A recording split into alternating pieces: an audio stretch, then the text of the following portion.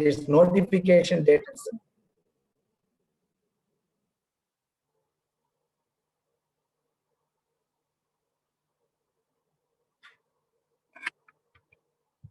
Okay, so RBI, by its notification dated 2nd July 2021, decided that if a domestic term deposit matures and proceeds are unpaid, the amount left in unclaimed with the bank shall attract a rate of interest as applicable to savings account or the contracted rate of interest on the matured term deposit, whichever is lower. So answer for this question number 73 is lower, whichever is less or whichever is lower.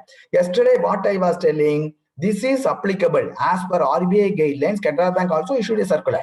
As per RBI guidelines, if the domestic term deposit matures and it is not claimed, till it is claimed, what interest you are giving? Till July 2021, we were giving the prevailing SB interest.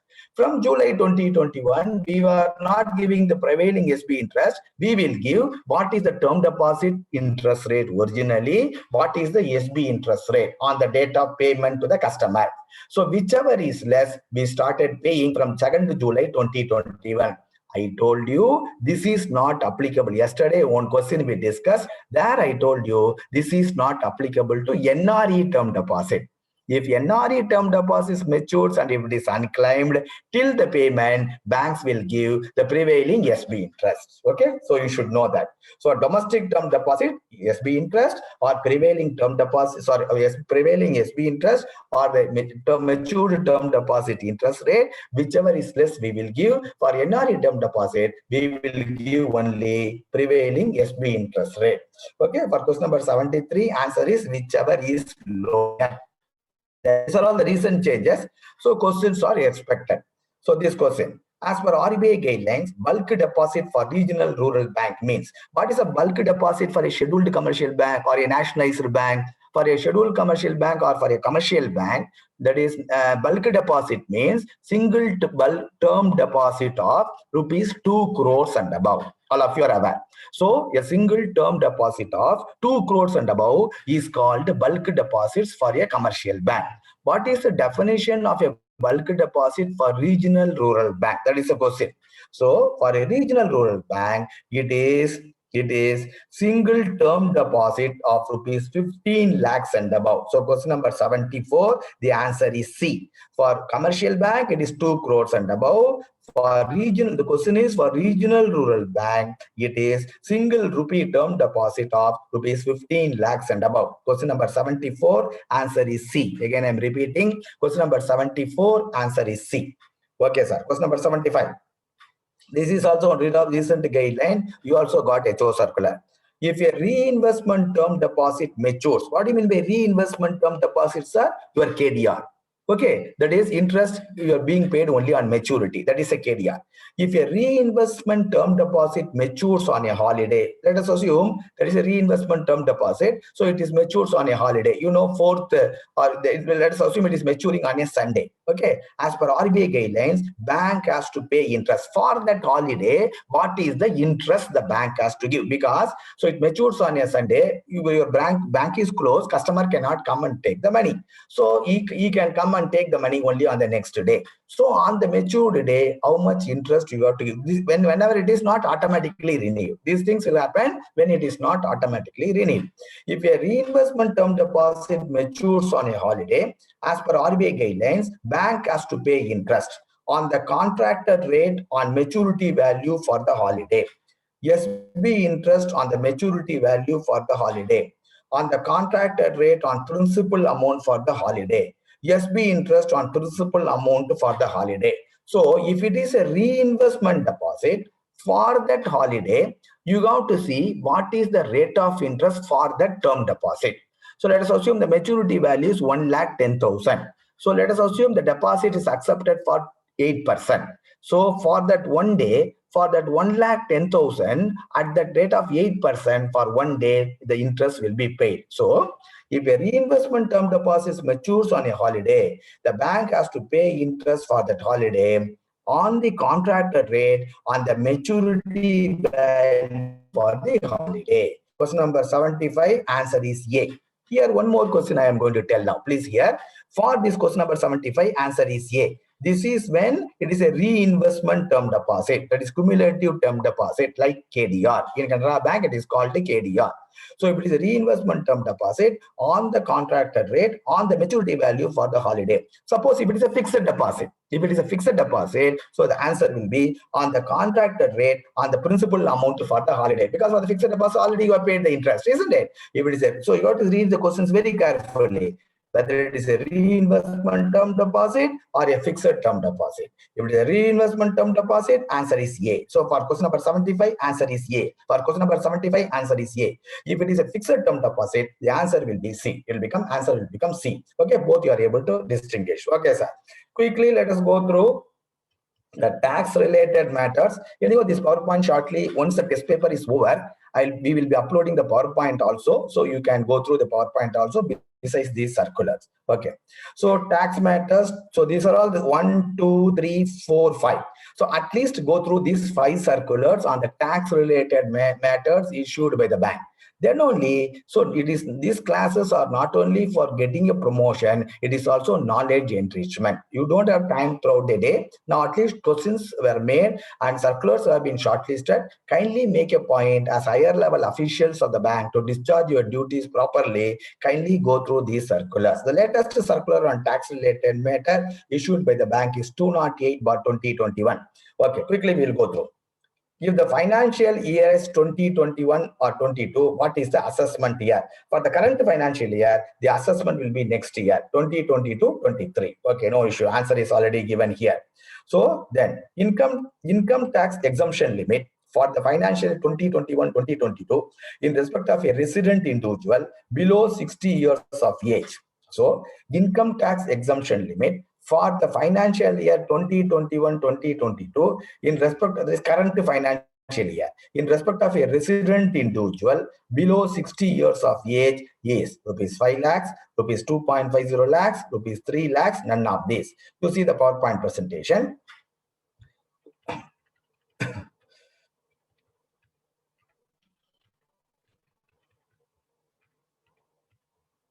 Okay, and he wants to make it big. Okay. So that is for interest, there is income tax rate for the financial year 2021-22, assessment year 22-23, normal rate. Okay, normal rate. What is the normal rate? I'll tell you later. So if the age of the individual is less than 60 years, the income exempted income tax level is 2.50 lakhs. Up to 2.50 lakhs, he need not pay any tax. If the income is above 2.50 lakhs up to 5 lakhs, he has to pay a tax of 5%. More than 5 lakhs up to 10 lakhs, he has to pay a tax of 20%. And if it is more than 10 lakhs, he has to pay a tax of 30%. So it is for the individual whose age is, so if the age is less than 60 years, the income tax exemption level is 2.50 lakhs. If the age is senior citizen, if the age is above 60 years and less than 80 years, they are called senior citizens as per income tax department. For them, up to 3 lakhs, there is no interest, there is no tax. Okay, senior citizens, above 60 years, less than 80 years, up to 3 lakhs for income, there is no tax.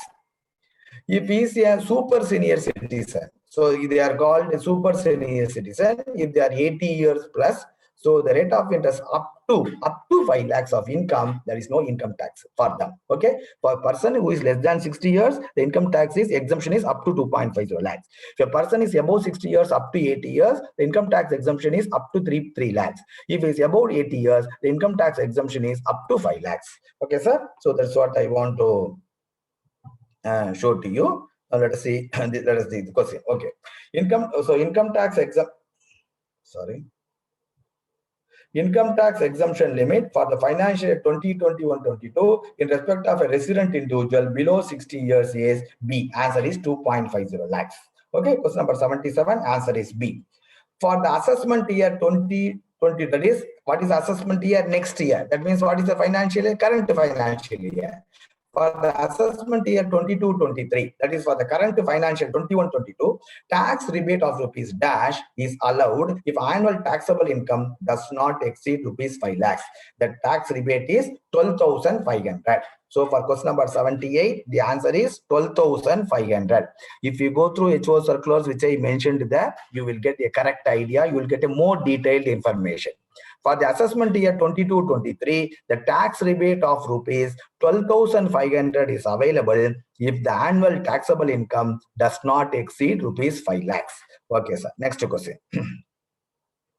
TDS at the rate of 10% on rental income in respect of land and building and furniture and fitting to be deducted if the total rent payable in a financial year is more than rupees 2.50 lakhs for the financial year 21-22. This is as per which section of income tax? Friends, you know that is you are paying premises rent, and that is for the land and building, that is your landlord has given the premises, so you are paying the premises rent. From the premises rent, if the total premises rent in a year exceeds 2.40 lakhs, you are supposed to deduct 10% TDS on the rental income. The question is, this is as per which section of the Income Tax Act? So they may ask this: what is the max beyond which, how much beyond which, what is the tax that is beyond what in rental income tax to be deducted? They may ask. Or they may ask, if the rental income is about 2.40 lakhs, what is the percentage of tax to be deducted? That also they will ask. And they may ask like this: these two things to be done under which section of the Income Tax Act? For question number 79, the answer is 194, section 194 section 194 A, B, C, D, E, F, G, H, I. So this is as per section 194 that is one section. That section is having a part. The part is called 194 within bracket B for Bombay. So TDS at the rate of 10% on rental income in respect of land and building and furniture and fitting to be deducted if the total rent payable in a financial year is more than 2.40 lakhs for the financial year 21-22. This is as per which section of the Income Tax Act? 194 that is I for India, 194 within brackets small b, Bombay. Okay, sir, good. So next you see. So the rate of tax is 10% for what? Rental income. When it exceeds 2.40 lakhs. So for what? Land and building and furniture and fitting. On the other hand, you are having a generator. You may be having a generator. If the rent payable on generator, again, if it exceeds 2.40 lakhs in a financial year, as per section 194 IA, this is 194 IB. So that is here for rental income for your premises. The next question is the rental income to the generator. So in the for the generator also, if the interest for the rental income, if you are paying is more than 2.40 lakhs in a financial year, you have to deduct as TDS at some rate as per section 194 IA of the Income Tax Act. What is that rate? They are asking the question here. Here they are asking the question. The rate here is not 10%. 10% is only for land and building. Here the rate is 2%. Okay. What is the TDS rate for rental income paid to generator or plant and machinery as per section 194 IA of the Income Tax Act? Answer is 2%. Question number 80, answer is 2. Question number 81. Banks to deduct tax from interest on deposit. You are deducting TDS on deposit. No, interest on deposit, TDS. If 15G and 15H is not given, you have to deduct TDS. Banks to deduct TDS is a tax from interest on deposit only if it exceeds rupees 50,000. Okay, 50,000, 50,000 for senior citizens and rupees 40,000 for others in the financial year 2021-22. So for question number 81, answer is 50,000. First fill up the blanks, answer is 50,000. The second fill up the blanks, answer is 40,000. All of you are aware. I need not tell you.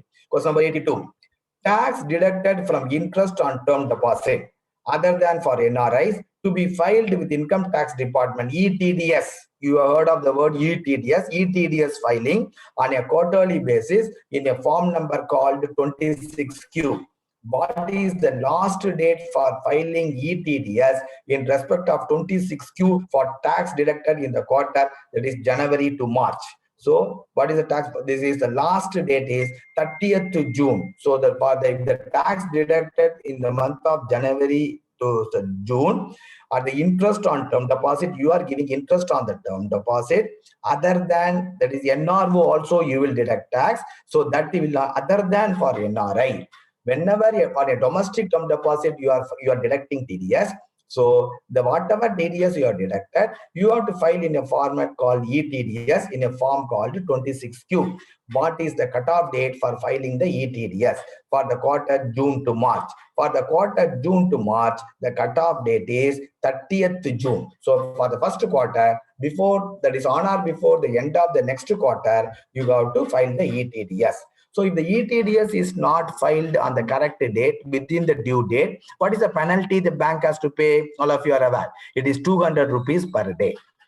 Okay, so if the TDS deducted, it has to be filed in a return called ETDS. So if the ETDS has to be filed within a prescribed time. For domestic deposit, the TDS for January to March quarter to be deducted on or before 30th June. If it is not filed in on or before 30th June, banks have to pay a penalty of 200 rupees per day. Okay, all those things are in the PowerPoint. So in the circulars also it is there. Okay, sir. Question number 83. What is the maximum penalty for not filing ETDS on due dates?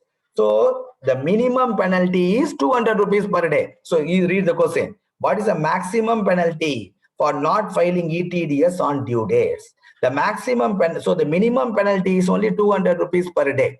So how much maximum the government can impose penalty on you? The maximum penalty is whatever TDS amount you deducted.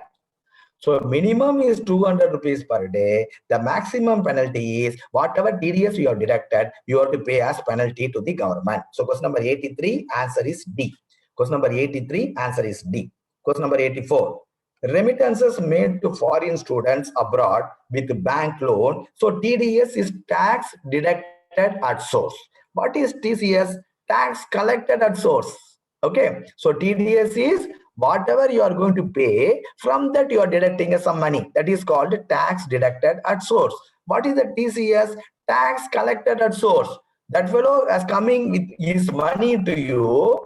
Before doing the service to him, you will deduct some tax. That is called tax collected at source. Suppose you are giving a loan for higher studies abroad, let us assume. So what you have to do? You have to send the money abroad. No, you have to send the money abroad. So remittances made to foreign studies abroad with bank loan. So you are giving a bank loan, you are sending the remittances abroad because he is staying abroad, he is studying in the college. So it will attract a TCS of tax collected at source at the rate of 0.50%. Imagine he is taking a loan from you. For sending the loan abroad, you have to deduct a TCS and pay to the government. So what is the percentage? 0.50% TCS, that is tax collection at source, to be made. Okay, answer is 0.50. Question number 85. What is the section under which TDS and cash withdrawal for amounts exceeding certain levels is prescribed? You know, that is on cash withdrawal when it exceeds a certain level. So I will show you the PowerPoint presentation. Then we will go to further discussion. So you'll be able to understand. Okay, all those things are there. So that is cash withdrawal. Okay. TDS on cash withdrawal under that is exceeding certain level as per section 194N of the Income Tax Act. TDS on cash withdrawal is as per section 194N of that is Income Tax Act. TDS on whether you have to deduct TDS on cash withdrawal or not, that depends upon whether the customer is income tax return compliant or not, whether he has filed the income tax return or whether he has not filed the income tax return. How to find out that he is an income tax return compliant? If he has filed income tax return for any of the 3 previous financial years for which the time limit for filing income tax return is over. So again, I am repeating it, please understand. TDS on cash withdrawal, when the amount exceeded certain level, you have to deduct as TDS as per section 194N of the Income Tax Act. So whether That is, you have to deduct TDS or not. It depends upon the whether his customer is an income tax return compliant or whether he is not an income tax return compliant. What do you mean by yes, income tax return compliant? For the last 3 financial years, for which the last date for filing income tax return is already over, if he has not filed ITR for even for any one of the financial year, he is called income tax non-compliant. Okay, what I am telling? For the last 3 financial years for which income tax return filing date is already over. So in such a case, for any one of the financial years, he has not filed income tax return, then he is called income tax non-compliant. For the last 3 financial years, for which income tax return filing date is already over, even for any one of the financial year he has filed income tax return, he is called income tax compliant. So not even 1 year income tax non-compliant, at least 1 year income tax compliant. For example, you see, the time limit for filing income tax return for the current financial year is generally it is July 31st. For the current financial year, it is extended till that is 31st December 2021. Okay, it is extended till the 31st December 2021. Hence, in the current financial, that is 2021-22. Hence, in the current financial year, that is in the year 21-22 till 31st December 2021, he is deemed to be ITR compliant if he has filed income tax return in any of the 3 previous years for which time for filing ITR is already over. See, for filing ITR, the year 2017-18 is already over. For filing ITR for the year 2018-19, it is already over. For filing that is ITR for the year 2019-20, it is already over. For 21-22, what is the cutoff date? 31st December. So till 31st December, if he has filed income tax return for any one of the 3 years, then he is called ITR compliant. If for the last 3 years, if he has not filed in any one of the year, he is called ITR non-compliant. From 1/1/22, that is when the January is starting, already in December for the year 21-22, it is over. So from 1/1/22, he is ITR compliant had he filed income tax return for any of the 3 financial year for which income tax return is already over. What is the 3 previous years? For 2021, it is already over in December 31st. It is going to over. So the year will change. You see, earlier it was till December 31st, it was 2017-18, 18-19, 19-20. Whereas from 1/1/22, it will become 2018-19, 19-20 or 20-21. So he will become ITR compliant if he has filed income tax return for any one of the financial years. If he is called non-ITR file compliant, if he has not filed income tax return for any one of the financial year. What is the rate of tax you have to deduct? For ITR compliant account holder, TDS on cash withdrawal in the current financial year is as under. Up to ₹1 crore cash withdrawal if he is an ITR compliant account. What is an ITR compliant account? I already explained to you. These questions may be for the higher level, 2 to 3 or 3 to 4 or 4 to 5. Okay, you should be able to know.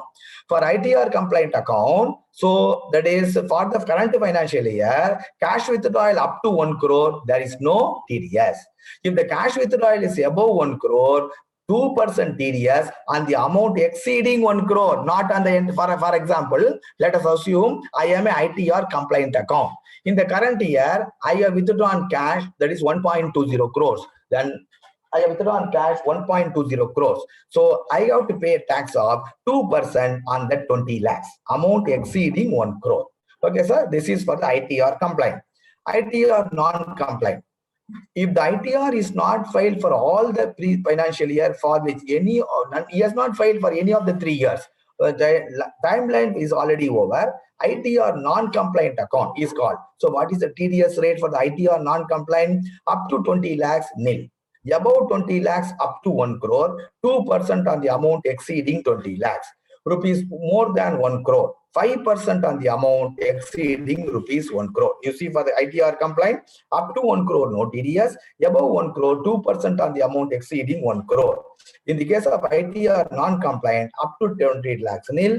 Above 20 lakhs, up to 1 crore, 2% on the amount exceeding 20 lakhs. Above 1 crore, 5% on the amount exceeding rupees 1 crore. Okay. So what is the question now? Let's go to the question. So these are all the questions, sir. So that is, you should update yourself with the circulars. Okay. What is the section under which TDS on cash withdrawal for amounts exceeding certain level is prescribed? What is the level? That level depends upon ITR compliant or ITR non-compliant. What is the rate? The rate also depends upon ITR compliant, ITR non-compliant. What is ITR compliant, non-compliant? I already explained to you. So what is the section? Section 194N. Question number 85, answer is section 194N. Question number 86. Who are all exempted for TDS on cash withdrawal out of the following as per HO Circular 353/2020? Certain people, whether they are ITR compliant or non-compliant, etc., TDS on cash withdrawal is not applicable for them. Who are they?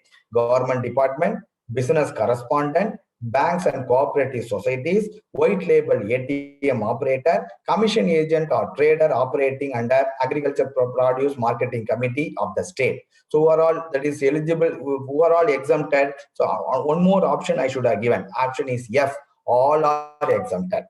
All these people are exempted from TDS on cash withdrawal. You have to go to CBS, appropriately you have to mark. If you ask the technical people, they will tell you what appropriate option you have to make that. Government department, business correspondent, banks and cooperative societies, white label ATM operator, commission agent or trader operating under APMC of the state. For them, as per HO Circular 353/2020, no TDS to be deducted irrespective of the amount of the cash withdrawal during the year. So please go through the circular. Okay. So all of these. So question number 86, all of these. Question number 87. So important question. Form 60 obtained from the customer on 20th October 2021. This has to be preserved till what date? I tell you, there are two forms, Form 60 and Form 15G and 15H. Form 60 you will obtain from the customer for certain transactions. For example, for account opening, if PAN number is not there, you have to take form number 60. Like that for various transactions. So you have to take form number 60 wherever the PAN number is not there. So the form number 60 obtained from the customer to be preserved for what date, till what time?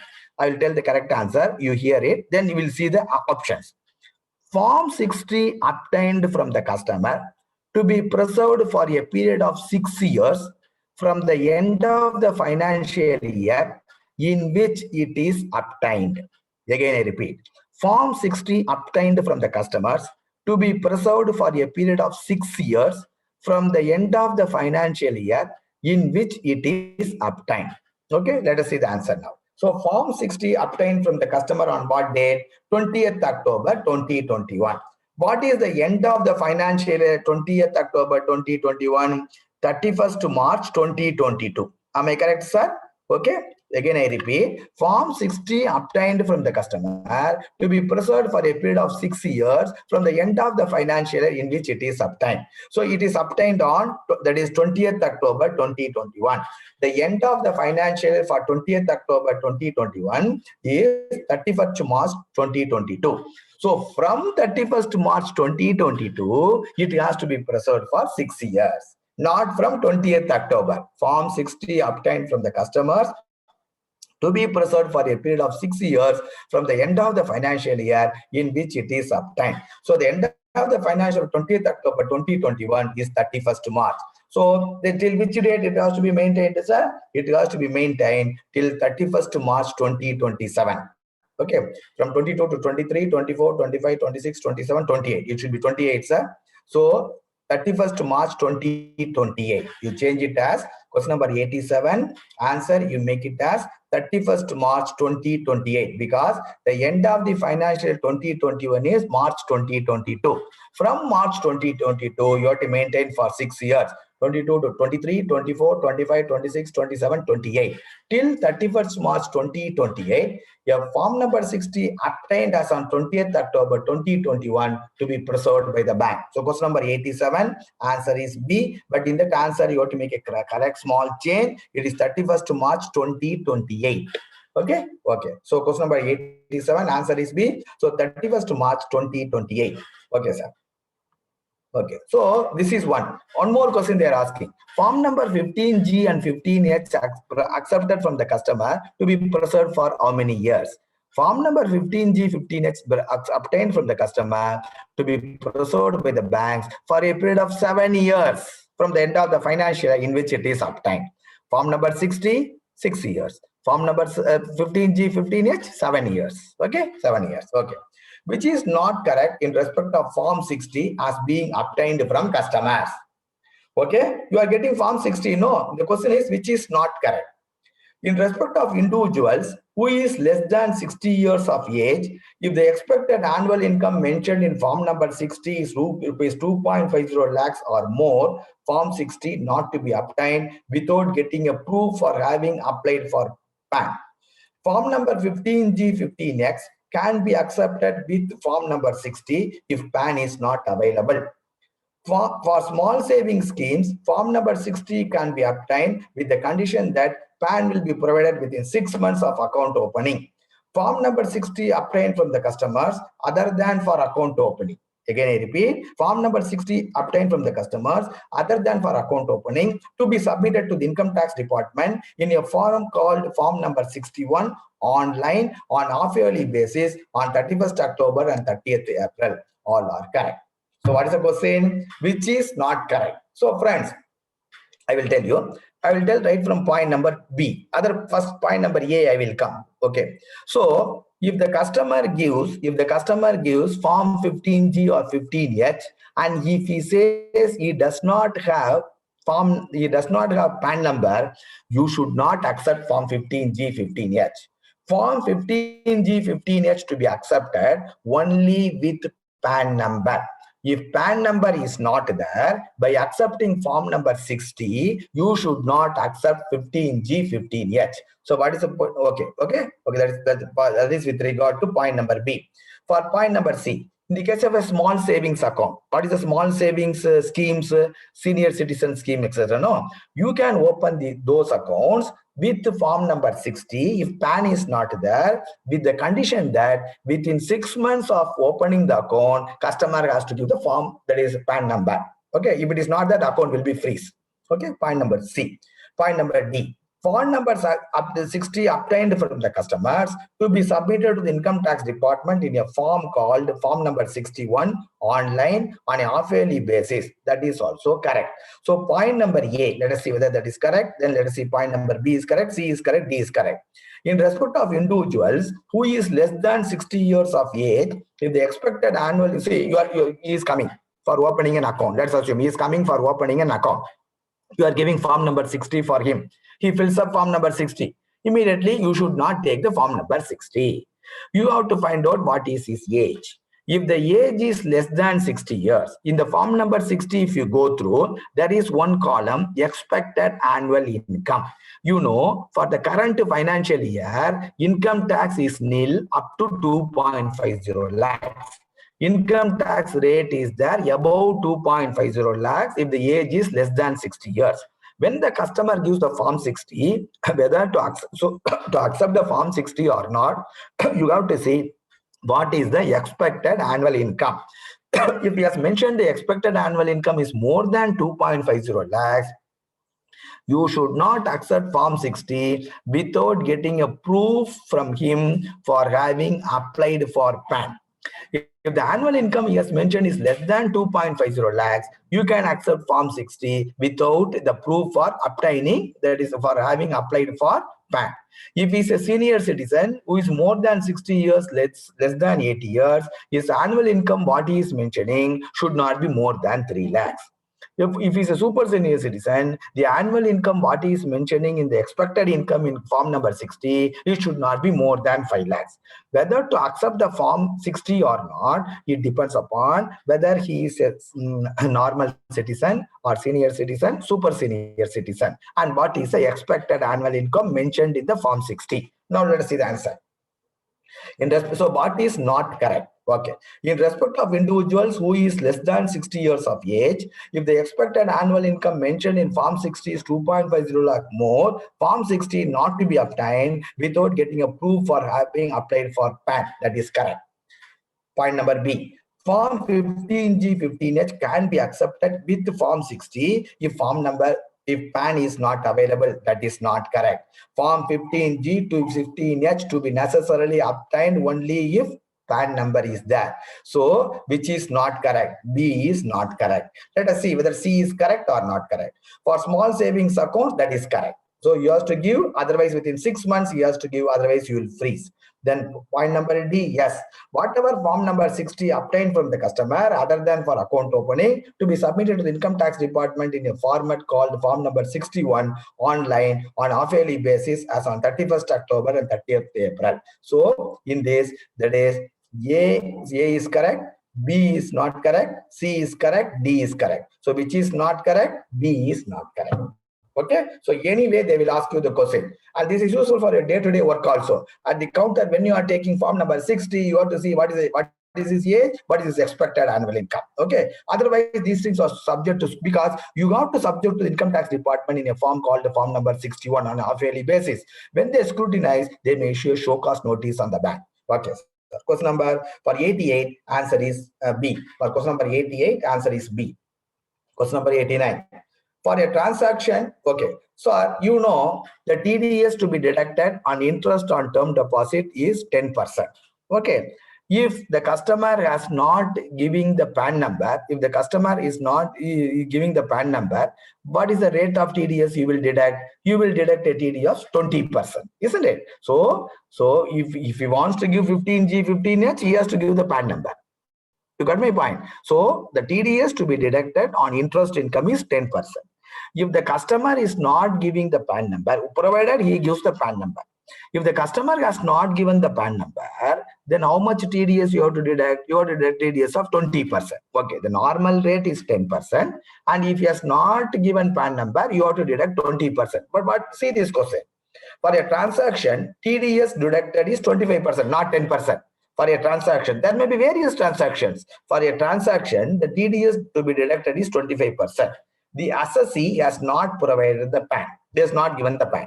What is the TDS to be deducted for this transaction? 20%, 25%, 45%, none of these. So what the income tax rule says, whenever the PAN number to be given for deducting TDS, the respective rates to be applied.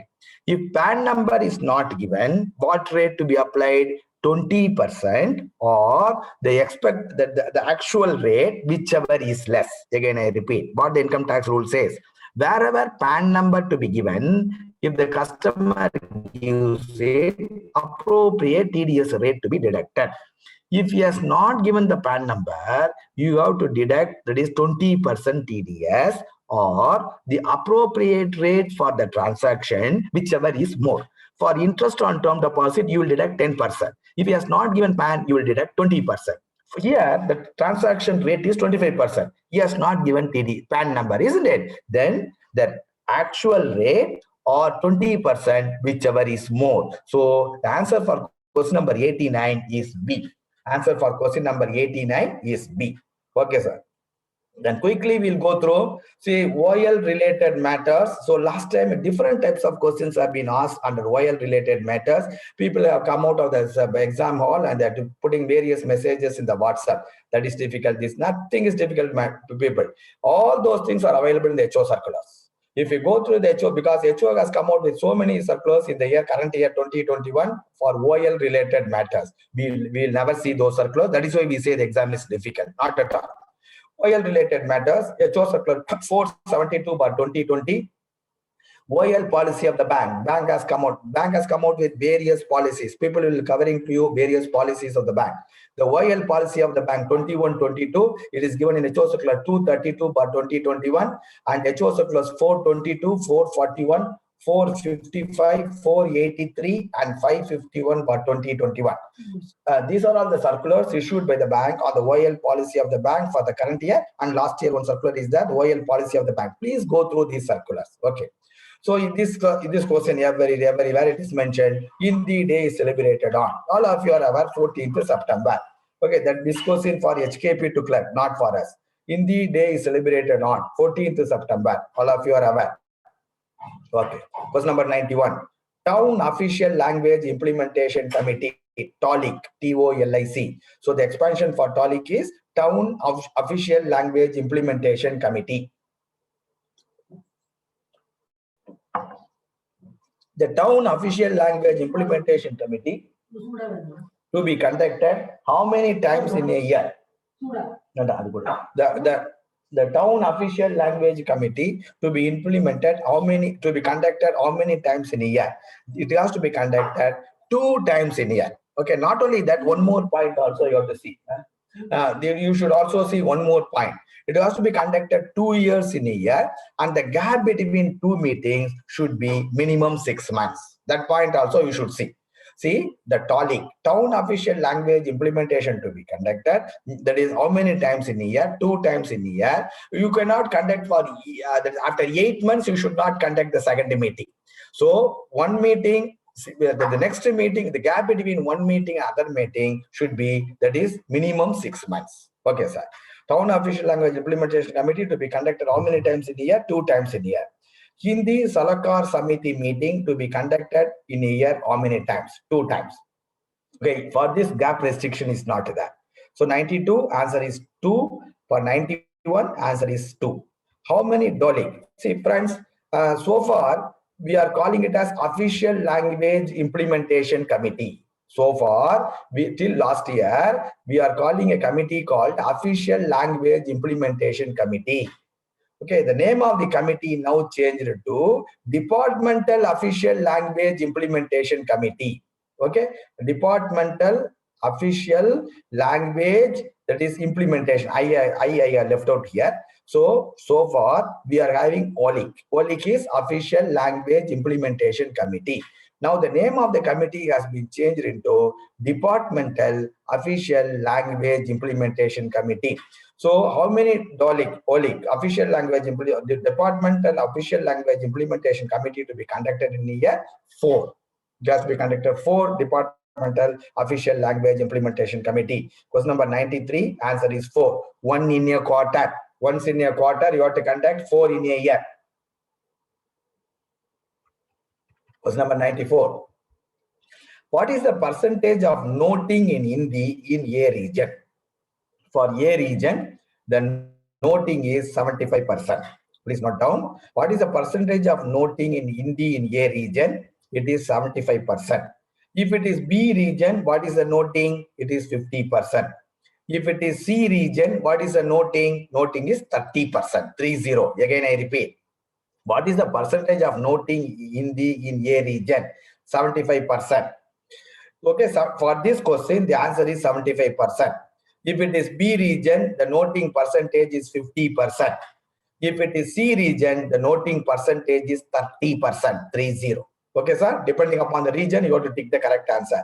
75, 50, 30. Okay. Question number 95.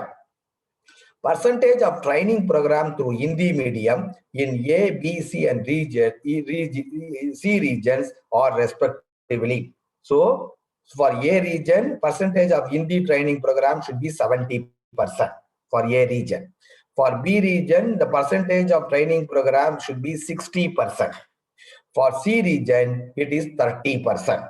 So here what I told you, noting in Hindi, 75, 50, 30 I told. Here what I am going to tell you, percentage of training through Hindi program, 70, 60, 30. 70, 60, 30. A region 70, B region 60, C region 30. Okay, don't miss all these questions. Question number 96. World Hindi Day is celebrated every year. So we are thinking Hindi is only in India. Oh, no. World is also celebrating Hindi Day. Okay, national language, our national language, somebody else is celebrating. World Hindi Day is celebrated every year on 10th January.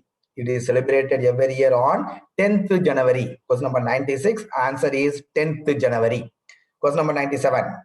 What is the name of the Hindi magazine published by Canara Bank Head Office? What is the name of the Hindi magazine published by Canara Bank Head Office? Can Jyoti.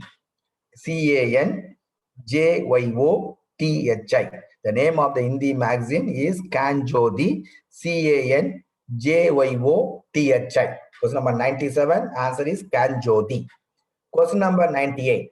Hindi Pakwara, Hindi fortnight is celebrated every year. When the Hindi fortnight is celebrated? Hindi fortnight is celebrated between 1st to 14th September. 14th September is the Hindi day, no? So Hindi, that is fortnight, that is Hindi Pakwara, is celebrated first 14 days. It will end with the Hindi day. Okay, it will end with the Hindi day. So the fortnight is celebrated from 1st September to 14th September. On that day, the Hindi day will be celebrated. Okay, fortnight is from 1st to 14th September. Question number 99. The articles of the Constitution dealing with the official languages, or which are all the articles, that is letters to be sent in Hindi, noting to be done in Hindi percentage, training should be this much. These are all told under which sections of the article, Constitution, which are under which articles of the Constitution? Articles 343 to 351. So question number 99, the articles of the Constitution dealing with the official languages are from 343 to 351, 343 to 351. The articles of the Constitution deals with Hindi. Okay, question number 100. How many states, union territories are in A region? So 11. So how many states or union territories on A region? In B region, how many are there? 7.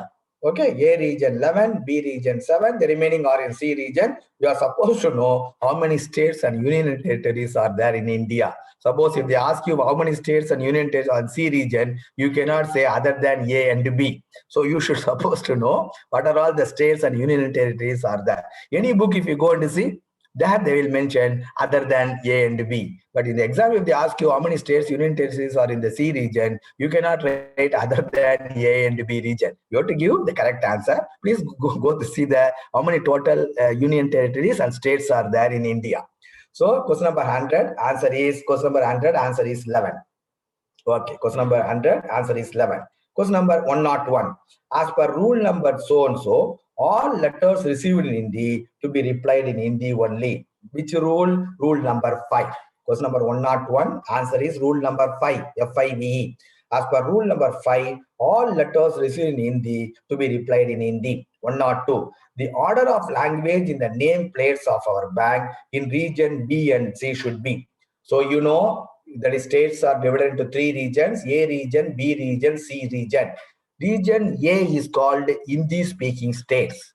Region B and C are called non-Hindi speaking states. Okay, the name board, you are keeping Canara Bank name, no? If the Canara Bank name is kept in regions B and C, so question number 102. If the Canara Bank boards are kept in the branches or states coming under regions B and C, it should be in what language? First is regional language. In Tamil, Canara Bank, Canara Banki. Then Hindi, okay, Canara Bank. Then third one is English, Canara Bank. So if the name board in B and C regions, they are called non-Hindi speaking regions. The name board should be in the order of regional language, then that is Hindi, then your English. Suppose if it is A region, Hindi speaking region, it is Hindi and English. Okay, you should be able to answer any question.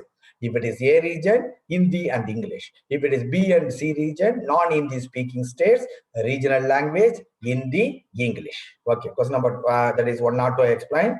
Percentage of dictation to be given in Hindi, A, B and C regions are. Percentage of dictation. Please note down, in A region, it is 65%. In B region, it is 55%. And in C region, it is 30%. Again, I repeat, percentage of dictation to be given in Hindi in A, B, C region are: A region, it is 65%, B region, it is 55%, and C region, it is 30%. 65, 55, and 30. Question number 103. Question number 104. To encourage branches, offices, sections, and wings to foresee progress in the implementation of official language, that is Hindi, our bank formulated Canara Bank Rajbaksha Akshay Yojana, Canara Bank Rajbaksha Puraskar Yojana, A and B, none of these. See, to motivate our, that is branches, offices, sections, administrative units, bank has formulated, that is our bank has formulated, what is it, whatever you call it as, what is the name of the scheme formulated by the bank to oversee or to encourage branches, offices, sections and wings to foresee progress. You are putting signature in Hindi, no, those type of things. What is the scheme formulated by the bank? So our question number, it is called Canara Bank Rajabhaksha Akshaya Yojana. Okay, Canara Bank Rajabhaksha Akshaya Yojana. Question number 104, answer is A. So friend, this is given in HO circular 472/2020. Okay, 472/2020. Last time questions were asked from there. None of us have seen the 472/2020. That is a pity of that. To encourage branches, offices, sections, and wings to foresee the progress of implementing official language, Canara Bank has formulated Canara Bank Rajabhasha Akshaya Yojana. So question number 104, answer is A. Question number 105. So to motivate employees, first one is to motivate the officers. The second one is to motivate our employees to use. So question number 105. To motivate our employees to use maximum Hindi into day-to-day official work. Under this scheme, employees are awarded with medal, certificate of excellence, and cash prizes. The name of the scheme is, for officers, the name of the scheme is Canara Bank Rajabhasha Akshaya Yojana. For employees, the name of the scheme is called Canara Bank Rajabhaksha Puraskar Yojana. Okay, so the answer for this question number 105 is Canara Bank Rajabhasha Puraskar Yojana. Okay, so for 105, to motivate the employees to use maximum Hindi, that is 104, it is Canara Bank Rajabhasha Akshaya Yojana. For 105, the answer is Canara Bank Rajabhasha Puraskar Yojana, 472/2020, in which it is given. 106. For Best Circle Award under Rajabhasha Akshaya Yojana. Rajabhasha Akshaya Yojana for what? For officers. This I already told you. To Best Circle Award to get a Best Circle Award under Rajabhasha Akshaya Yojana, circles in the bank are divided into A, B, and C categories, as per which C category there are how many circle officers? That is a question. So there are 27 or 26 circles are there. The circles are divided into A, B, C category to give Best Circle Award under Rajabhasha Akshaya Yojana. So how many circles are there under C category? The question is, last time they asked how many circles are there under A category. People came and told where that circular is there. Circular is that 472/2020. For Best Circle Award, Rajabhasha Yojana, circles in the bank are divided into A, B, C categories, or as per which under C category there are 12 circle officers. 1 minute.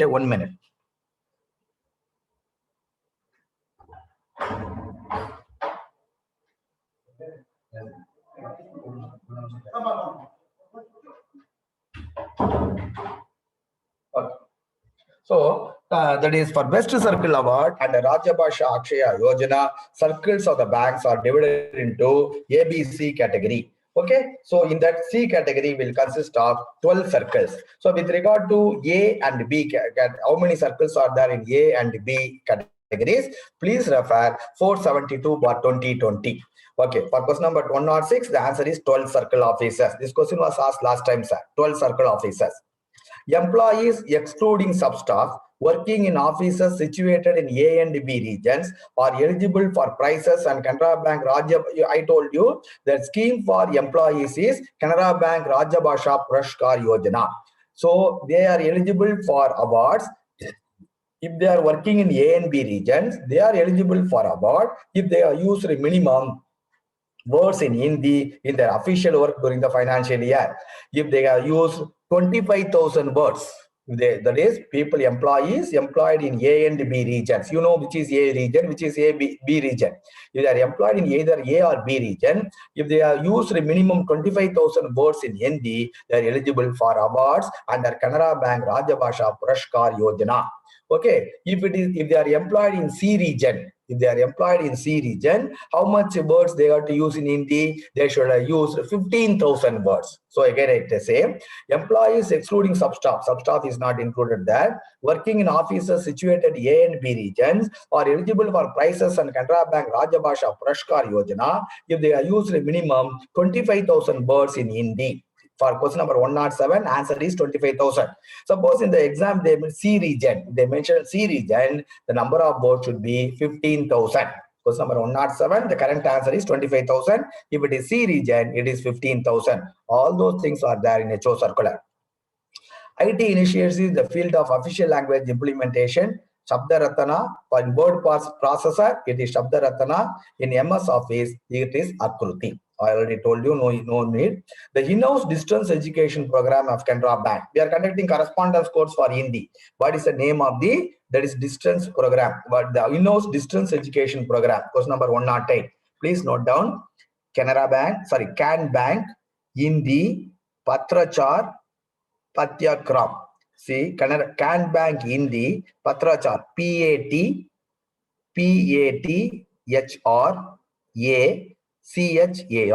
Can Bank Hindi, Patrachar, Patrachar. Patyakram, Patyakram.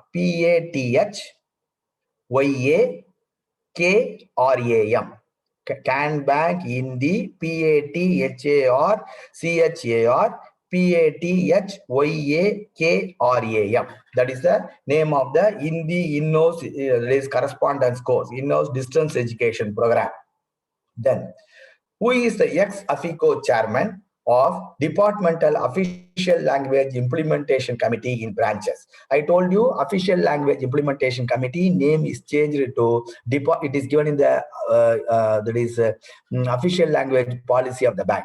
Who is the ex-officio chairman? The Official Language Implementation Committee name is changed to Departmental Official Language Implementation Committee. Who is the ex-officio chairman? It is a branch in charge. Everything in Canara Bank, it is only branch in charge. 110. So answer for the question is branch head. So question number 110, answer is branch in charge or branch head. 111. Which is not relevant with regard to OL policy of the bank for the year 2021-22. It's a negative question. Okay, which is not relevant. Let's see the answers. The best performing TOLIC means Town Official Language Implementation Committee, will be awarded Rajabhasha Kriti Puraskar at a national level and Rajabhasha Puraskar at regional level by Department of Official Language. B. The quarterly progress report on Hindi has to be sent by the bank to Department of Official Language online within 30 days from the completion of the quarter. Point number C. Annual assessment report to be sent by the bank by 30th June. None of these, all of these. So which is not relevant? All are relevant. All are relevant. That means which option you will select. Whether you will select all of these, if you select all of these, it will become wrong answer, which is not relevant. Here I am telling you A, B, C, that is all the three are relevant. That means you have to select none of these. None of these are not relevant. That means all of them are relevant. So the question is negative question, which is not relevant. A is relevant, B is relevant, C is relevant. So you have to choose the answer, none of these. Friends, questions may be asked. The best performing TOLIC will be awarded Dash Award at the national level. You should know Rajabhasha Kriti Puraskar.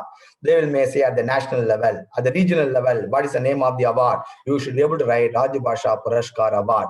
Or they may say within how many days the bank has to send to the Department of Hindi within 30 days. So within the answers I have given, questions may be asked. You should be thorough with the answers.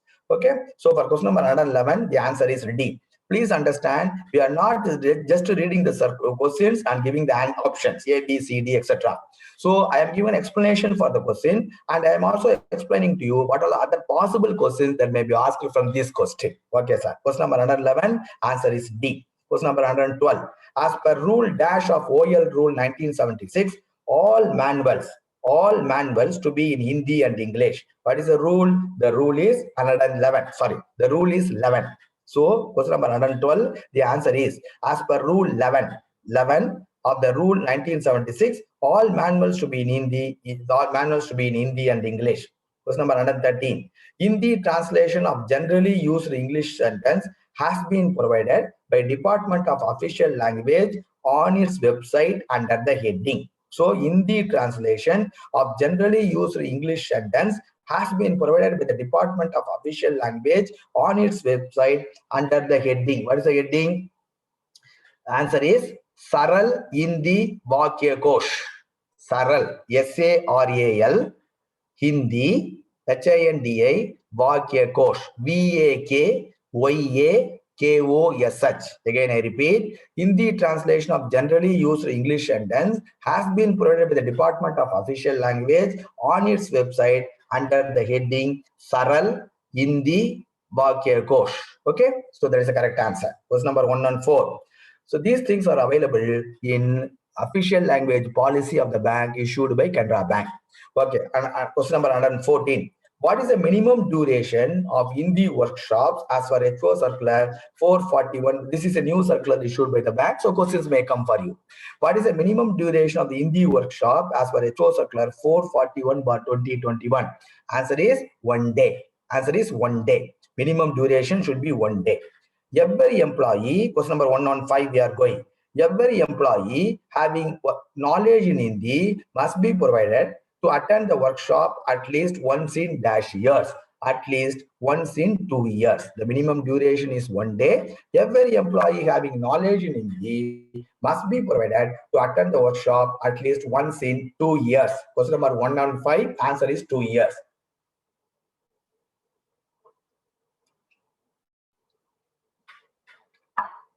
Why I am not given here? In these cases, multiple choice. I am making you to write.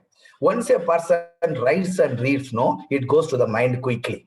Okay, instead of simply seeing and ticking the answers. That is why in some cases, in order to make you write, I am not giving the options. Okay, sir. Every employee, okay. Question number 115, 2 years. Question number 116. Workman employees and officers in scale 1 to scale 4. Workman employees and officers in scale 1 to scale 4 are to be included in the Hindi workshop. So if you read this circular 441/2021, what are the other types of questions that will be asked in Hindi, you will come to know. You should not come out of the examination as all something the bank has asked. No, everything is in your manuals and circulars only. That is why I have shortlisted the circulars. At least these circulars you should be able to read.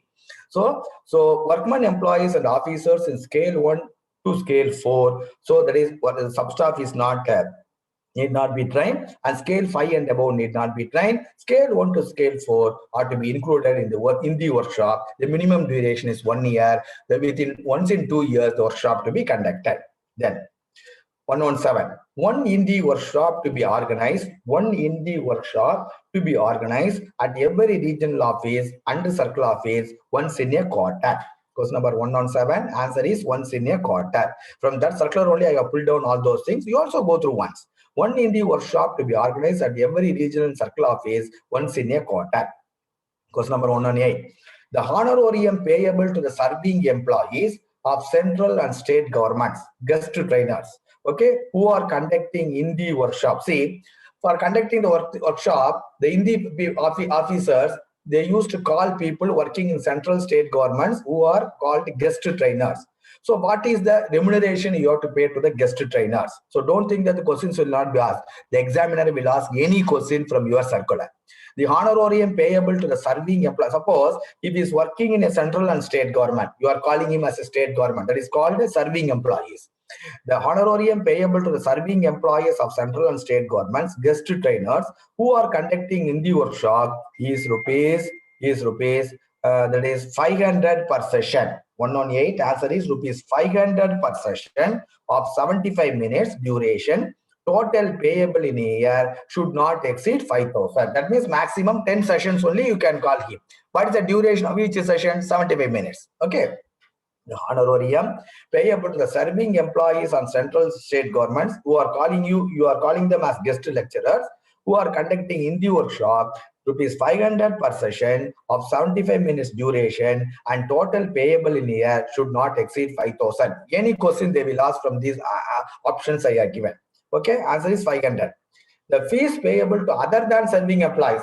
Suppose a person is central worker in a central government or state government. He has retired. You are calling him as a guest speaker. So the fees payable to other than serving employees is rupees 1,000 per session. The fees payable to other than serving employees who are called as guest trainers is rupees 1,000 per session of 75 minutes without any upper limit in a year. So serving employees 500 rupees per session, maximum 5,000 only you can give. If he is a retired employee from a central state government, you can give 10,000 rupees per session of 75 minutes without any upper limit. You have fixed upper limit here. There is no upper limit for them. Question number 109. Question number 120.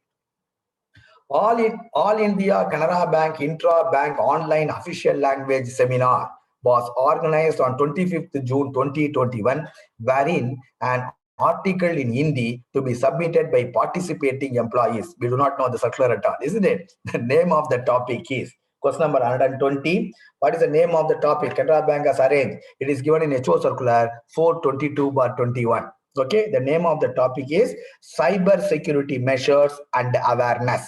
All India Canara Bank Intra-Official Language Seminar is conducted on 25th June 2021. As per HO Circular 422/21, the topic given is cyber security measures and awareness.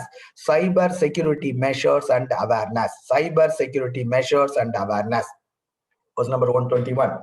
What is the timeline for online submission of STR 18 by branches to OL cell of the region circle office every quarter? So on or before 10th of the succeeding month. Answer is so branches have to submit either to a regional office. If the branch is coming under the control of regional office, they will submit. If the branch is coming under the control of circle office, they will submit on or before 10th of the succeeding month. Circular is 455/21. Okay, 455/21. Friends, I think we have discussed many things under your official language. So don't think that official language is only regions, A, B, C, etc. There are many things are there in the official language. These are all the things maximum I could get. Okay, so it is possible you may get something more if you go through the circular. Let us quickly go to test number 3. Okay, let's quickly start test number 2. Let us quickly, we are going to test number 2, KYC policy of the bank. There is no much presentation here. We will quickly go through, friends. Mostly now it is going to be 8:50. We will go up to 9:30. Okay, so these are all the circulars issued by Canara Bank and KYC. We think that bank has not come out with many circulars. So bank has issued many circulars on KYC. So HO circular 325/2021 KYC policy for the year 2021-22. The other circulars are 19, 42, 142, 220, 299, 304, 306, and latest circular is 354/2021. You are expected, you are supposed to be thorough with these circulars, not only from exam, even for knowledge enrichment, and also to attend your internal work, day-to-day work, without making any mistakes. Okay, friends? So I will start the session now. Question number 2, KYC policy of the bank for the year 2021-2022. Guidelines on KYC policy is given to banks as per Section 35A of RBI Act, Section 35A of BR Act, Rule number 9/14 PML Rules 2005, Rule number 5 PML Rules 2005. Options are A is 1 and 2, B is 1 and 3, C is 2 and 3, D is 4. So which is the correct option? For question number 1, answer is C. What is C? 2 and 3. What is 2? It is given under Section 35A of the Banking Regulation Act and also as per Rule number 9/14 PML Rules 2015. So KYC guidelines are given to the banks as per 2 acts. One is Section 35A of the BR Act and Rule number 9 of PML Rules 2015. So for question number 1, answer is C, 2 and 3. Okay, for question number 1, answer is C. Question number 2. Which is not an officially valid document as per KYC policy of the bank for the individuals. Friends, that is officially valid document should contain both address proof and ID proof. If one of the thing is not there, it is not called officially valid document. You have to get another document from a customer. So officially valid document means it should contain both address proof and ID proof. But ration cards are not officially valid documents, even though it contains address proof and ID proof. Okay, so which is not an officially valid document? So PAN. Aadhaar ID proof is there, address proof is there, voter identity card, Aadhaar address proof ID proof is there, passport address proof ID proof is there, whereas in the PAN address proof is not there, only ID proof is there. So PAN is not an officially valid document as per the KYC policy of the bank. Question number 2, answer is A.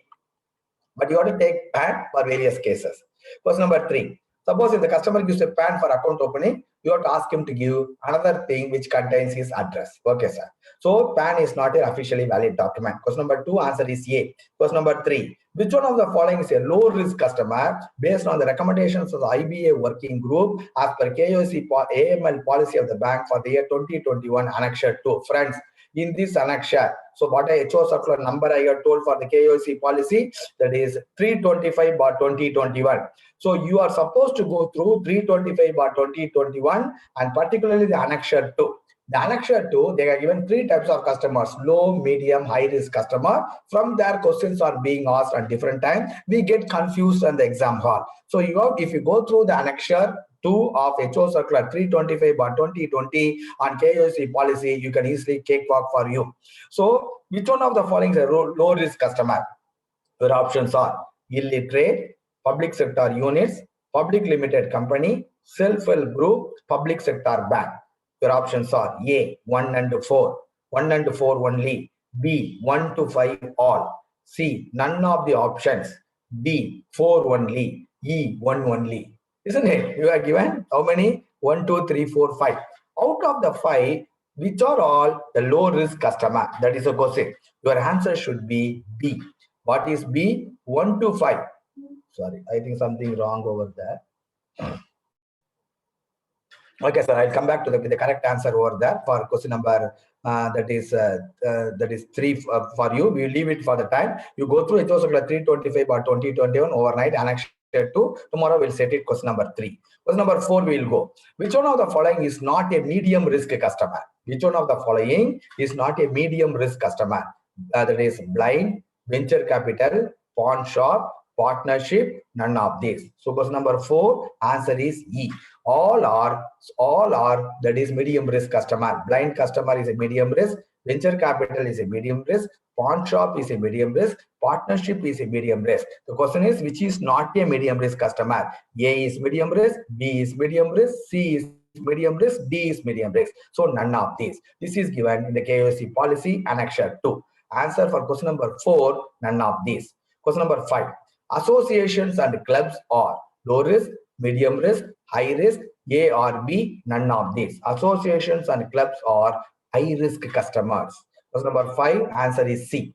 I have given only model risk, so you have to go through the annexure 2. Question number 5, answer is C. Question number 5, answer is C. Question number 6. Which one of the following is high risk customer? Minor, HUF, private bank, A and B, B and C. Question number 6, answer, which is the correct answer? Answer is D. Minor is a high risk customer, HUF is also a high risk customer. So both A and B are the correct answer. That is given in option number D. Question number 6, answer is D. Question number 6, answer is D. Question number 7. As per the KYC policy, where the officially valid documents furnished by the customer does not have updated address, the utility bill, which is not more than dash months old of any service provider like electricity bill, telephone, postpaid mobile, piped gas, water bill, etc., shall be deemed to be OBDs for the limited purpose of proof of address. The customer shall submit OBD with the current address within a period of dash months of submitting the utility bill. For example, let us assume I have been staying in Mumbai.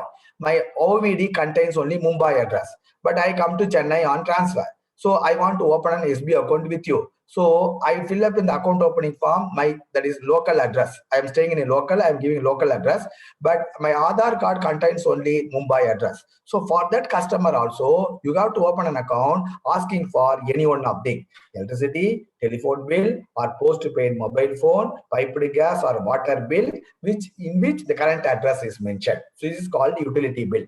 So you get a utility bill which is not more than 2 months old. You have to get that and open the account with the condition that he has to provide that is current local address OBD within a period of 3 months of submitting the utility bill. So not more than 2 months old within a period of 3 months. So what is the answer? Answer is A. Question number 7, answer is A. So not more than 2 months old and to be submitted within 3 months. So question number 7, answer is A. Question number 8. As per KYC policy, if the original address proof given at the time of account opening undergoes a change, the customer has to provide the OVD containing the new address within 6 months. Within 6 months, he has given an OVD and he has given the correct address. He has opened the account. He has shifted the account. It is a duty of the customer to give you the current address within 6 months of the changes takes place. Okay, within 6 months. Question number 8, answer is B. Question number 8, answer is B. Question number 9. The process of risk categorization of NRIs shall be based on the risk profile of the country where the customer is domiciled. So, whether the NRI customer is a low risk customer, high risk customer, or medium risk customer, it depends upon the risk profile of the country in which he is living. Who gives the risk profile of the country? That is a question. This is giving your KYC policy of the bank. Who is giving the risk profile? Whether USA is a high risk country or South Africa is a low risk country, India is a high risk country. Okay, like that, the countries are categorized into low, that is medium and high risk countries. So who is categorizing the countries? That is for the, who is updating the country risk classification on regular basis? Answer is ECGC. Export Credit Guarantee Corporation. So you would have never seen, if you don't see the circular, you will never get the option B for this answer. Either you would have written RBI or UN or IBA, isn't it? The correct answer is, say, the process of risk categorization of NRIs shall be based on the risk profile of the country where the customer is domiciled. Who is updating the country risk classification on regular basis? ECGC. Okay, question number 9, answer is B. Question number 10. Which one does not match with regard to classification of risk profile of the countries by ECGC? So they are given a classification A1 and A2. A1 and A2 means, A1, A2 countries means, that is, no, this is not, okay. So A1, A2 country means they are low risk countries. What is the question? Which one does not match? A1 and A2 country means low risk countries. It is correct. B1 and B2 means medium risk countries. Yes, that is also correct. C1, C2 and D means high risk country. So in the ECG classification, for example, if USA, they are mentioned as D, it is called high risk country. The customer will be classified as high risk customer. You got my point. So A1, A2 countries in which he is living, and who is giving the classification? If it is A1, A2 given by ECG, it is a low risk country.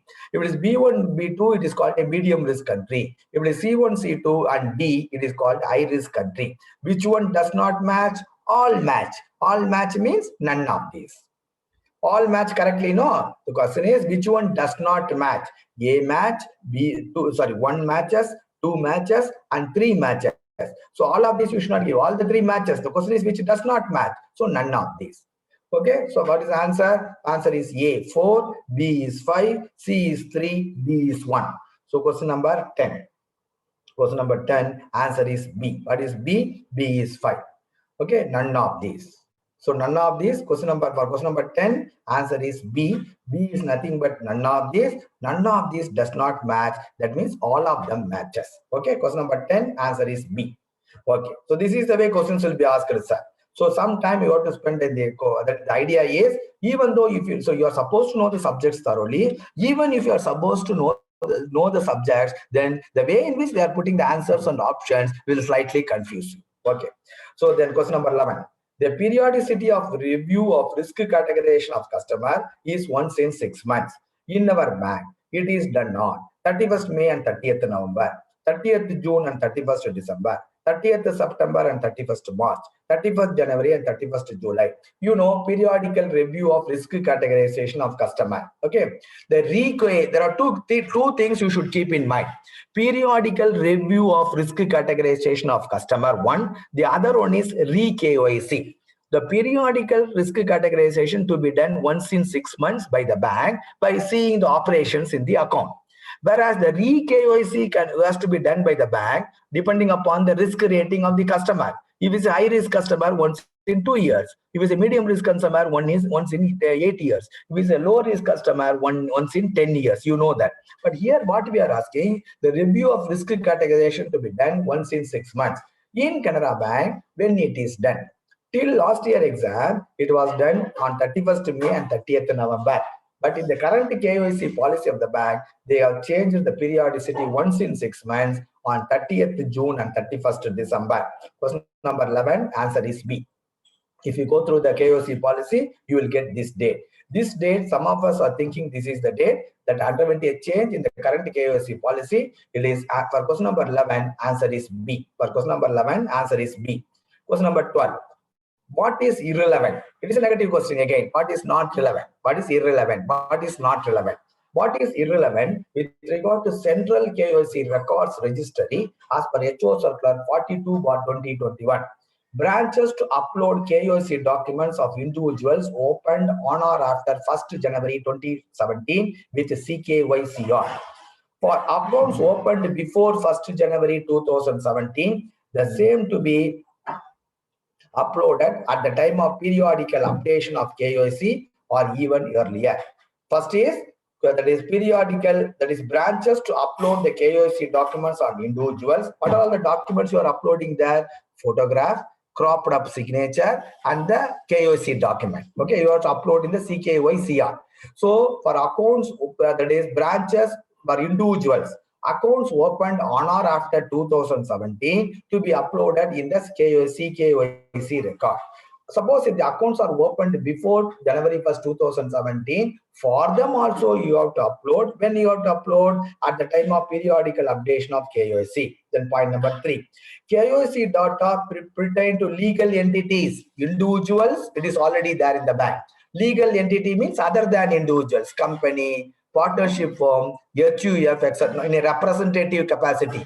KYC data of legal entity accounts opened on or after 1st April, the current year, on or after 1st April 2021 to be uploaded with CKYCR as per rule number 9 1A of PML rules, and for accounts opened before 1st April 2021 to be uploaded with CKYCR at the time of periodical updation or earlier.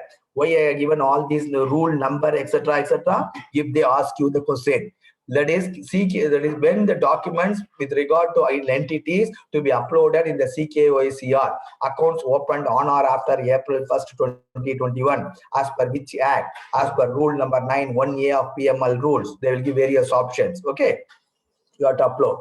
Then the KYC identifier. Point number 4 is the KYC identifier generated by the CKYCR to be communicated to the individuals and legal entities. When a customer submits the KYC identifier, branches shall retrieve the KYC data from CKYCR and open the account without insisting on the KYC data unless warranted for. What is the question? So what is relevant? What is irrelevant? Point number 1 is relevant. Point number 2 is also relevant. Point number 3 is also relevant. Point number 4 is also relevant. Point number 5 is also relevant. What is irrelevant? None of these. So for question number 12, the answer is E. For question number 12, the answer is E. All are relevant. So none of this is irrelevant. So for question number 12, the answer is E. Okay, sir. So from this, so I have made a detailed multiple options are given. Don't think that I have simply given. Okay, I have given with the intention that if different types of ask from there, asking for the rule or asking for the date, you should be able to answer that question also. That is the idea of spending so much time on this and preparing the question paper. Then question number 13. Which one of the following is not correct with regard to opening of a bank account for foreign students arriving in India? Which one of the things? Usually in the examination, people who have written the earlier years, you know, the not, etc. will be made in the, that is bold black letter. Okay. Which one of the following? These are all the negative questions. Which of the following is not correct with regard to opening of a bank account for foreign students arriving in India? Which is not correct? Open NRO account on the basis of his passport with visa and immigration endorsement bearing proof of his identity and address in his home country with a photograph and admission letter from the education institution in India without RBI permission. Correct. Okay. Then branches to, so they have to open NRO account. Branches to get a declaration of local address within 30 days of opening the account and verify the local address. That is also correct. During the 30 days, foreign remittances not exceeding $1,000 or its equivalent to be credited in the account. That is also correct. A cap on monthly withdrawal is 50,000 pending verification of local address imposed. That is also correct. Okay, A is correct, B is correct, C is correct, D is correct. What is the question? Which is not correct? Let's see what is E. The above are applicable for foreign students arriving in India for studies from any country. E is not correct because the above A to A, B, C, D is applicable. What is A says? Open NRO account on the basis of passport with visa and immigration endorsement bearing proof of his identity and address in his home country with a photograph and admission letter from the education institution without RBI permission. For students coming from anywhere in the world, you can open these type of accounts without RBI permission, except for students coming from Pakistan. If the students coming from Pakistan, you have to open the account with the same condition with prior permission of RBI. So what is point number E? The above are applicable for foreign students arriving in India for studies from any country. No, that is not correct. Which is not correct? Point number E is not correct. Then what is correct? The correct is for students availing from Pakistan, you have to get prior permission of RBI. Question number 13, answer is E. Question number 14. Individuals who are or have been entrusted with prominent public functions in a foreign country. Example, heads of states, governments, senior politicians, senior government judicial military officers, senior executives of state-owned corporations, important political party officials, etc. are called dash for the purpose of KYC guidelines. They are called political. Question number 14. So they are called politically exposed persons. So they are called politically exposed persons. So question number 14, answer is PEP. They're all high-risk customers. PEP, politically exposed customers. Okay, politically exposed persons, which is not relevant with regard to BSBD account. It is a fully KYC compliant account, no minimum balance, maximum 4 withdrawals in a month, debit card to be issued without any charges, none of these, which is not relevant, which is not correct out of the point. What is the product code for BSBD account? If I am correct, is 108. Isn't it BSBD account? I will tell you the features of the BSBD account from my remembrance. Then let us see which is not correct. BSBD account is a fully KYC compliant account. No minimum balance charges. Okay, so any number of credits is permitted in the BSBD account without any charges. Debit card to be given free of charges. Maximum 4 withdrawals is permitted in a month, including ATM withdrawals. Then the customer can be given maximum 50 check leaves in a calendar year free of charge. Then if the customer has to give a declaration that he is not having any BSBD account with any bank in India. Suppose if the customer is having any other SB account with you, at the time of opening BSBD account, the regular SB account to be closed within 30 days of opening the BSBD account. Okay, these are all the features of the BSBD account by memory I am telling, which is not relevant with regard to BSBD accounts. It is a fully KYC compliant account that is relevant. Okay, that is relevant. No minimum balance, that is correct. Minimum 4 withdrawals in a month, that is correct. Debit card to be issued without any charges, that is correct. None of these. Which is not relevant, none of these. Friends, don't confuse yourself with Canara Small Savings Bank account and BSBD account. For BSBD account, all full KYC documents to be given. Whereas Canara Small Savings Bank account, so just taking the photograph, you can open the account. That is product code 127. BSBD account, product code 108. Please go through the circulars. Okay, question number 16. The bank may open account using OTP, one-time password, based eKYC in non-face-to-face mode, subject to certain conditions. Customer will not come to the branch. So through OTP, you will open the account. Which one of the following is not a condition? The aggregate balance in all deposits accounts of such customers shall not exceed ₹1 lakh. The aggregate credit in all deposits accounts in a financial year does not exceed ₹2 lakhs. And because you can also open non-face-to-face customer borrowal accounts also. As regards borrowal account, only term loan to be opened and the loan sanction does not exceed ₹60,000 in a year.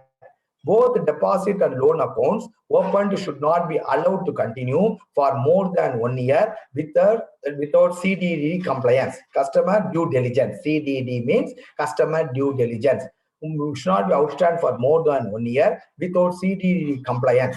Customer to give a declaration that he has not opened nor will be opening any such account under this mode with any bank, and the same to be uploaded with CKYCR. So what is the question?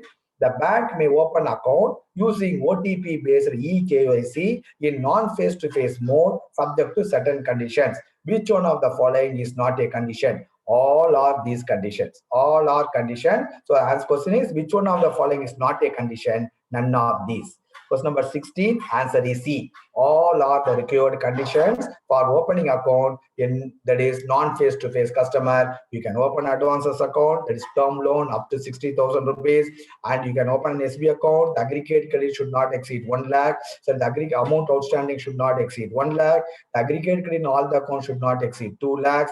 Term loan should be 60,000. Both open to be open, available only for 1 year, within which he has to do the customer due diligence. All are relevant guidelines. So answer is none of these. Question number 17. I'll see the time now. Okay, you have another 15 minutes. Question number 17.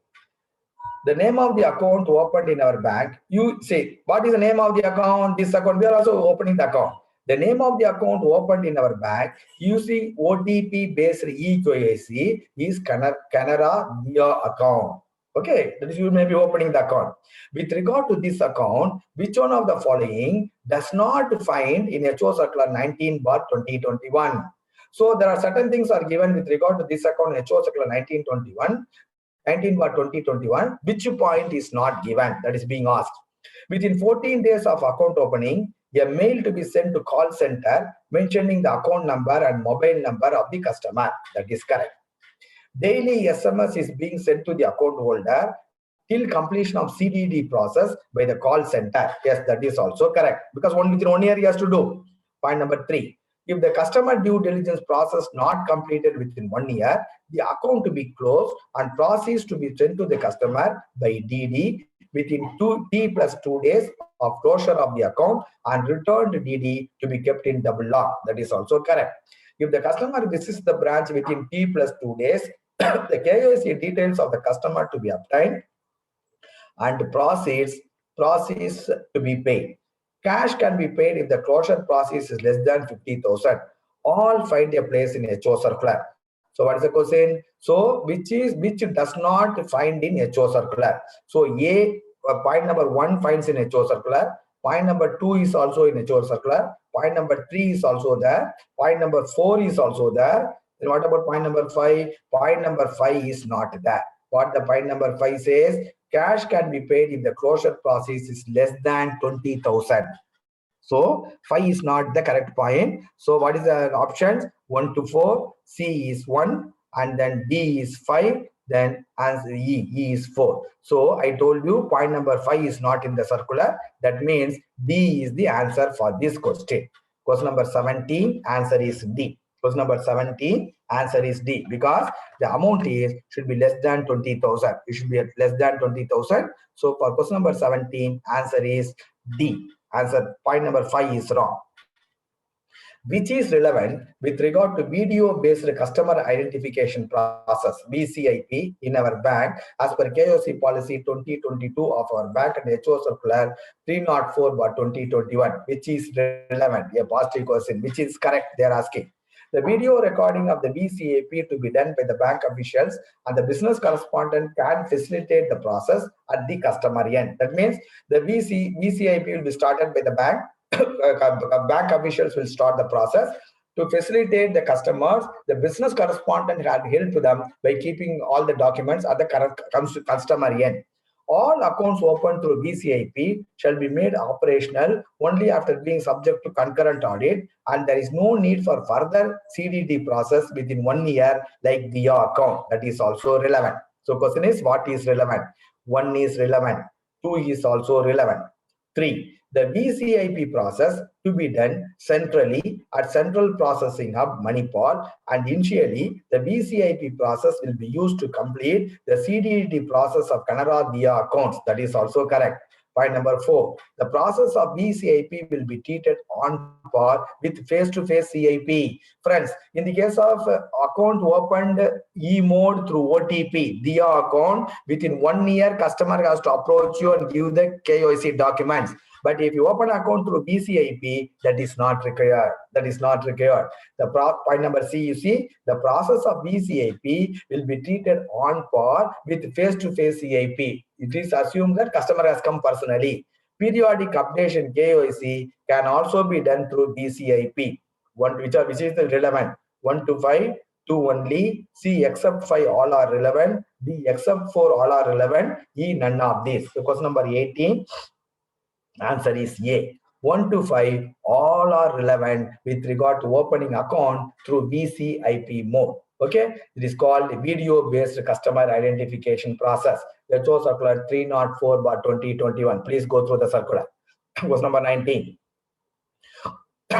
All transactions involving receipts by non-profit organizations of value of more than rupees dash lakhs or its equivalent in foreign currency to be reported to FIU India. What is that FIU India? Financial Intelligence Unit India. FIU India, they are monitoring your anti-money laundering and other things. Financial Intelligence Unit India, centrally from head office. All transactions involving receipts of non-profit organization of value of more than rupees 10 lakhs. Question number 19, answer is A. Question number 19, answer is A. Question number 20. In the case of accounts operated by power of attorney holders or letter of attorney holders, KYC documents shall be obtained from such PO holders, LA holders. True or false? Yes, it is true. Question number 20, answer is A. Just you take it. If the letter of authority holders are operating or power of attorney holders are operating, so you have to take all the KYC documents of these people. Question number 20, answer is A. Question number 21. Which is not relevant with regard to periodic updation or verification of KYC data as per HO Circular 354/2021, read along with 299/2021 and 41/2020. Please go through these points. So if you go understand the points, no, day-to-day functioning, day-to-day problem in the branches can be avoided. Point number 1, periodic updation. You want to update periodically? No, once in 2 months for high-risk customer.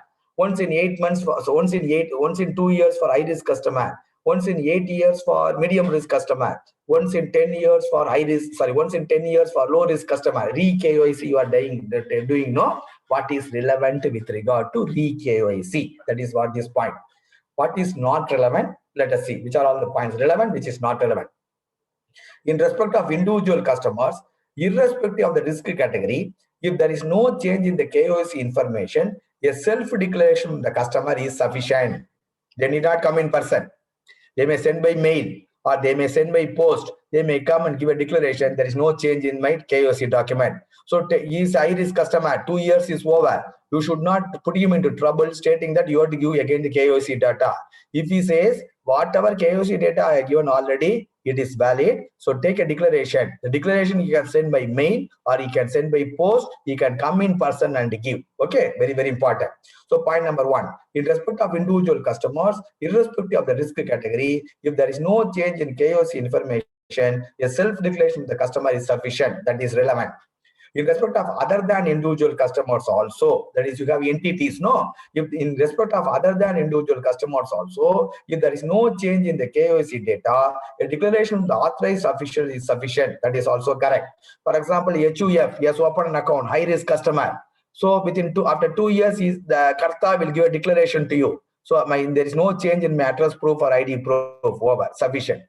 Individual customers, including NRIs, can submit the documents and or self-declaration for re-KYC in non-home branch and also which in turn will attest the same and send to the home branch for updation. So individuals, they can submit the re-KYC data or they can give the declaration that there is no change in my KYC data in other than home branch also. The other than home branch has to accept it, attest it, and has to send it to the home branch for updation. They should not update, the home branch has to update.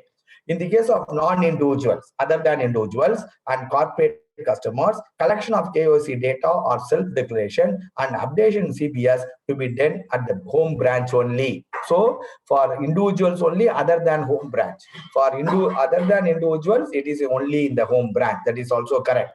Branches need not insist on physical presence of the customers for updation of KYC documents unless it is warranted, and if it is forwarded by a mail or post, etc., that can be accepted and updated, which is not relevant. So 1 to 5 none. So all are relevant. So which is not relevant? 1 to 5, none of them are not relevant. That means all of them are relevant. So question number 21, you should not take 1 to 5 all. So if they ask the question which is relevant, because 1 to 5 all are relevant, no, in that case you have to tick E, 1 to 5 all. They ask which is not relevant, 1 to 5 none. None of them are not relevant. That means all of them are relevant. Question number 21, answer is answer is A, 1 to 5 none of them. Question number 22, we will finish it shortly, sir. Okay. Another 5 minutes, I'll close the session, but maybe up to 25 questions, we'll stop it today. As per HO Circular 354 by 2021, at the time of periodic updation of KYC data, branches to issue acknowledgement for having obtained KYC documents, including self-declaration. He gives a self-declaration, or he gives again re-KYC data. Banks have to give an acknowledgement. Intimation to be sent to the customer mentioning the date of KYC updation in CBS. That also we are supposed to do. Branches to keep the KYC data obtained along with account opening forms. We are supposed to do 1, 2, 3 all. So as per HO Circular 354 by 2021, at the time of periodic updation, branches to see acknowledgement to the customer, branches to send intimation to the customer we updated the data in CBS, and branches to keep the KYC data or self-declaration given by the customer along with the account opening form. Question number 22, 1, 2, 3 all. Question number 23. So question number 22, answer is A. Question number 23. As per HO Circular 299/21 and 306/21, in view of ongoing COVID-19 pandemic, the customer accounts where periodic updation is due as on date, no restrictions on operation of such account shall be imposed till 31/12/2021. See, you know, if the customer is 2 years over, already high-risk customer, you have to do the KYC. Otherwise, you have to freeze the account, isn't it? If it is medium risk customer, you should do the KYC after 8 years. Otherwise, you have to freeze. Those things you need not do now. You can allow the customer to operate the account till 31/12/2021. Since re-KYC is not done, you should not allow the customer to say, it is already 2 years over, you are a high-risk customer, give me re-KYC data. No, that time is permitted till 31/12/2021. This is for which type of accounts? PMJDY, that is Pradhan Mantri Jan Dhan Yojana accounts, BSBD, that is Basic Savings Bank Deposit accounts, small accounts, all accounts. So this is applicable for which don't ask the customer re-KYC data, even though if the period is already over, 2 years, 8 years, 10 years. This is applicable for all accounts. Okay, this is applicable for all accounts. So that is answer is 1 to 4 or all accounts, anything. Okay, all accounts. Option 4 I have given. So 1 to, that is 1 is for PMJD accounts, it is applicable. BSBD accounts applicable. Small accounts it is applicable. For all accounts it is applicable. Answer is 1 to 4 all. Question number 23, answer is B. Question number 23, answer is B. 2 more questions, sir. We will finish today. 24. As per HO Circular 220/2021 and as per RBI notification dated 1st April 2021, for opening the account of self-help group, it is sufficient if that is customer due diligence data is done for office bearers. CDD of all members to be done at the time of credit linking. Why I have put that? See, so till last year exam, what RBI has told, either at the time of opening the account of self-help groups or at the time of credit linking, at both times CDD of members need not be given. It is sufficient if the office bearers number is given. Office bearers KYC data is given both for SB account opening and credit linking. But from 1st April, RBI has come out with the guideline which is given in HO Circular 220/2021. At the time of opening SB account, that is KYC documents of the office bearers is sufficient. At the time of credit linking, the customer due diligence, that is KYC documents of all the members is required. Answer is true. Question number 24, answer is true. Question number 25, last question for the day. Account payable